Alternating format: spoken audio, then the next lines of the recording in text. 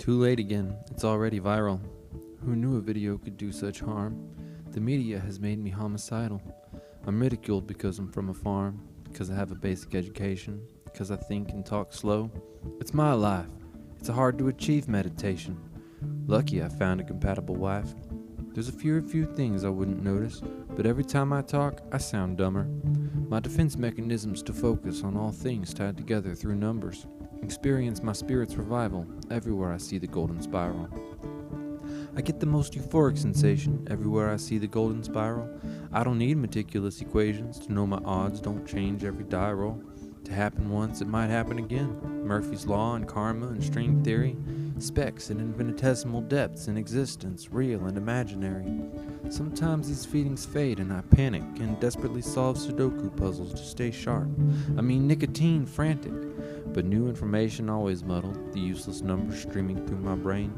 Thankfully now I see I was insane. In the video I try to explain, I regulated your meds every night. The useless numbers streaming through my brain kept vigilant, the dosage always right. But that you couldn't give it to yourself, you just so happened to have had too much, in an antique collection on the shelf, inheritances left to me and such. Of course your death was premeditated. Of course your old man's just looking to score. Disregarding I'm unmedicated. So now I consciously try to ignore anything I can put in a pattern. I killed my love, nothing else matters. 70 years and deteriorate, of all places locked behind a cell door, with no one outside. Only my death waits, so now I consciously try to ignore any unchecked growing feelings of guilt with no memory of evil intent. In sewing class I visualize your quilt, and every day relive the accident. Maybe there's not enough blood in my veins to make right decisions. Life is thinner, while no longer distracting from my pain. In a few years, I'll be hand-fed dinner. It would be nice to join you in heaven, but if I killed you, I don't think I can. 3 years of fun and 10 more of nagging, our brief separation and reunion, the counsel that kept us from backtracking, years of compromising my opinions while no longer distracting from my pain. You had a heart attack and broke your hip. The pills that kept you going left you drained, but I stayed faithful through your bitter lip, even long after you were bedridden. They never used to sting like this before. Subconsciously, I've always been smitten. I'm just too old to argue anymore. I'll follow all my orders here in jail until my bodily functions all fail. I'm guessing this is how you must have felt, completely at the mercy of others who couldn't comprehend what you've been dealt. Incapacitated, sickly smothered, I'm dwelling on daydreams of suicide. They never used to sting like this before. You died the day I took you for my bride. Oceans of time, emotions we've explored and fed, a big passive-aggressive bug of residual resentment and hate we can no longer squash out with a hug since you first slipped to a vegetable state. The doctors here are giving me some pills, but take too much, I still don't think I will. I'm losing my grip on reality. My condition's steadily worsening. They always discover new maladies, but what's really wrong, no one's listening. The only obvious answer is more drugs, rendering me a useless drone. They went and fed a big passive-aggressive bug, wondering what coincidences meant. My cell number's 853211. Exactly 55 years we're married. Honeymoon, we both just turned 21. We were 34 when we remarried. I wish you were here, pieces aren't linking. You would let me know what you were thinking. There was a time when patterns mesmerized and opened up the possibilities. Trusting my intuition, close my eyes, connecting dots through all philosophies. And any time I think I need to vent, my shoulders rolled off trouble's every shrug, wondering what coincidences meant, and fed a big passive-aggressive bug. They never used to sting like this before, and no longer distract me from my pain. So now I consciously try to ignore the useless memories streaming through my brain. Everywhere I see the golden spiral, too late again, it's already viral. Can't hear my last thoughts lying in bed, remembering when we were happy, young, and all the hopes and dreams that laid ahead.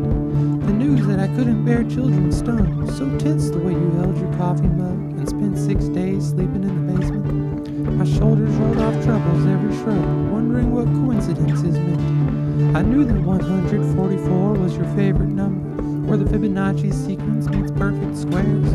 Pythagoras wasn't crazy like you. Your mind's splotchy from routine and responsibility. I don't trust your mental stability. I don't believe you would try to kill me, but you're clearly losing, and I I can't go days not knowing whether I'll get 3 or 8 or 0. And I can just rant and scream, but I don't have the strength. I don't. And anytime I think I need to vent, I just shut down, because I know you won't get back to your senses. All this time, my shoulders rolled off troubles every shrug. But then I think, what will happen to you? Dying alone, collapsing on a rug, helpless? If there was something I could do, I'd make sure you were well taken care of. Maybe I'm desperate. Maybe this is love. Wrestling with questions, answers, right and wrong. Trying to surrender to the river of numbers you've obsessed over so long. But I'm struggling with nothing to live for. Connecting dots through all philosophies. Mostly how Plato and Aristotle justified the actions of Socrates. I should swallow the whole bottle so you won't have to worry your bottle. And anytime I think I need to vent hate from breath I'm unable to draw, there are more reasons for me to be absent anyways. Now how can I save you too, and take care of you so you won't have to? I know where you'll get 3 meals every day, a bed to sleep on and good exercise. They'll have to believe it's murder. I pray, trusting my intuition, close my eyes, hope my old sore legs make it to their feet and across the whole room without falling, and all the evidence as it was neat in the drawer. The idea is appalling, but the only thing to put me at ease is convincing myself this is your fault. Connecting dots through all philosophies, any disagreement brought to a halt by your infinite internal wisdom, now a more debilitating syndrome. I thought a seizure was shaking my knees, but I made it, and fiddled with the cat, and opened up the possibilities, and leveled a handful back in my lap. Too tired to take them all right away. I hadn't even stood up in 5 years, and can't believe this plane might really play out. Better hurry, I think I can hear the stairs. My heart might explode already, exhausted. I can't stop now. Visualize the ultimate goal, release. Hands steady, trusting my intuition, close my eyes. And all the possible outcomes I'm sure, I'll always be unsure of the unknown. Nothing happened for a while, just breathing. There was a time when patterns mesmerized and danced in the darkness, just daydreaming about our first date's big carnival prize. It's been my rock for half a century, not mentioning a few chips and cracks. I took up sewing to stop bickering, the counselor's suggestion to help relax. Scenes of Greek goddesses and their temples, tokens from our honeymoon adventure, starfish, snail shells, sunflowers, pineapples. Our cuddle time on the sofa ensured and opened up the possibilities.